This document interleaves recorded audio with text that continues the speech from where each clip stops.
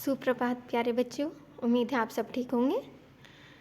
जैसा कि आप जानते हैं 26 जनवरी का दिन आने वाला है, तो आज हम उसी के बारे में बात करेंगे।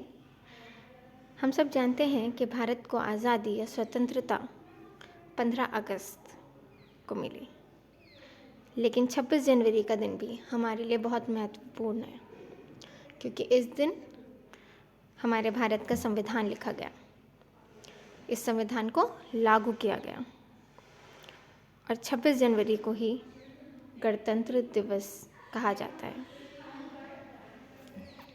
भले ही आज़ादी हमें 15 अगस्त को मिली हो, लेकिन ये दिन भी हमारे लिए बहुत महत्वपूर्ण है। भारत का संविधान दुनिया का सबसे लंबा और लिखित संविधान है। इसको बनाने का श्रेय जो सबसे पहले जाता है वो डॉक्टर B.R. अम्बेडकर को जाता है। 26 जनवरी के दिन तीनों सेना परेड में भाग लेते हैं। यह परेड जो कर्तव्य पथ पर शुरू होती है। 26 जनवरी के दिन ही राष्ट्रपति ध्वजारोहण करते हैं।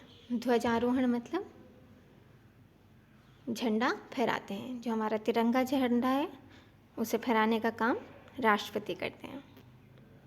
और अलग अलग जगह स्कूल और कॉलेजों में इस दिन को बहुत ही उत्साह और उमंग के साथ मनाया जाता है।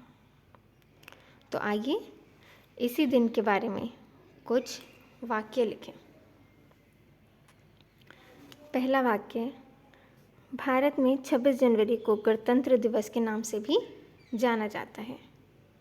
भारत को स्वतंत्रता तो 15 अगस्त को ही प्राप्त हो गई थी, लेकिन इसका संविधान 26 जनवरी 1950 को लागू हुआ। इसी कारण 26 जनवरी को गणतंत्र दिवस के रूप में मनाया जाता है। भारत का संविधान दुनिया का सबसे लंबा एवं लिखित संविधान है, क्योंकि इसमें सारी जाति धर्मों के बारे में सोचकर बातें लिखी गई हैं। इस संविधान में हमें हमारे हक के बारे में बताया गया है। हमें अलग अलग तरह की स्वतंत्रताएं दी गई हैं। गणतंत्र दिवस परेड में राष्ट्रपति तिरंगे का ध्वजारोहण करते हैं, यानी कि झंडा फहराते हैं। प्रतिवर्ष आपको पता होगा कि दिल्ली में परेड निकलती है, ठीक है। तो प्रतिवर्ष कर्तव्य पथ पर, वो जो वहाँ पर रोड है उसका नाम है कर्तव्य पथ, तो इस रोड पर लंबी परेड निकलती है। इस परेड में तीनों सेना अपनी योग्यताओं का प्रदर्शन करती हैं।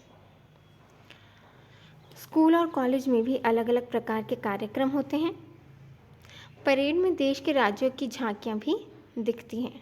आपने देखा होगा कि हर राज्य अपनी तरफ से कोई अलग तरह का कार्यक्रम उस परेड में प्रस्तुत करते हैं, और वो कार्यक्रम काफ़ी दिल लुभाने वाले होते हैं।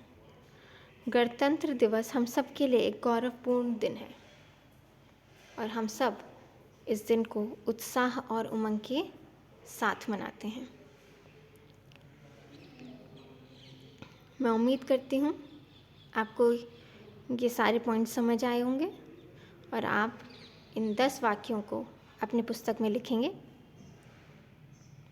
और अपना कार्य पूर्ण रखेंगे। धन्यवाद।